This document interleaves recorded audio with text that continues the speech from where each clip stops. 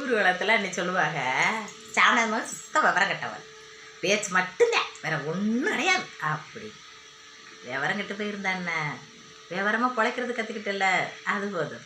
நம்ம குடும்பத்தை எப்படி நடத்தணும், அடுத்தவங்கள்ட்ட கடன் வாங்காமல், அடுத்தவங்களோட ஏமாத்திடாமல், உழைச்சி சம்பாரித்து நம்ம வாழ்க்கையில் எப்படி முன்னுக்கு போகணும் அப்படின்றதையே யோசிச்சு ஓடுறதில்ல.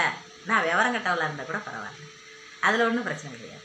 விவரத்தோடு இருந்து விவரமாக காரியமாக அவட்ட இதை பண்ணனா இதை எடுத்துடலாம், இவட்ட இதை பேசினா இதை செஞ்சிடலாம், இவட்ட இதை பேசினா இதை சாதிச்சிடலாம் அப்படின்னு ஒருத்தர் பார்த்து நடிச்சுக்கிறாம, எனக்கு என் மூளையில் என்ன தோணுதோ உன்னை வயந்தோன்னா நேரடியாக உன்னை வந்துட்டு உங்கள்கிட்ட வந்து பகையை ஏற்படுத்திக்கிட்டா கூட பரவாயில்ல, சந்தோஷமாக ஆமாடி அப்படி தாண்டி ஏன்டி என்னை பேசினேன் அப்படின்னு கேட்டு வரையாது. அப்படி இல்லாமல் பூசி மொழிகிட்டு என்னக்கா நீ அப்படி சொல்லிட்டியே அப்படின்னு நேரம் பார்த்துட்டு இருக்கிறது, அங்கே போனோன்னே இப்படி சொல்லிட்டே தேவையா அப்படி போறாவாரு அப்படின்னு பேசுகிறது. அதுதான் விவரம்னு சொன்னீங்கன்னா எனக்கு அந்த விவரம் வேணவே வேணாம். இப்படியே இருந்துட்டு வர விவரம் கிட்ட சாமிநாத மகளாவே. எங்கள் அப்பாவை விவரம் இல்லாத ஆளுன்னு எங்கள் ஊரில் யாரும் சொல்ல மாட்டாங்க. அந்த காலத்திலேயே கவர்மெண்ட்டில் போராடி அந்த கவர்மெண்ட் கட்டின கட்டடத்தை எடுத்த எங்கள் அப்பா.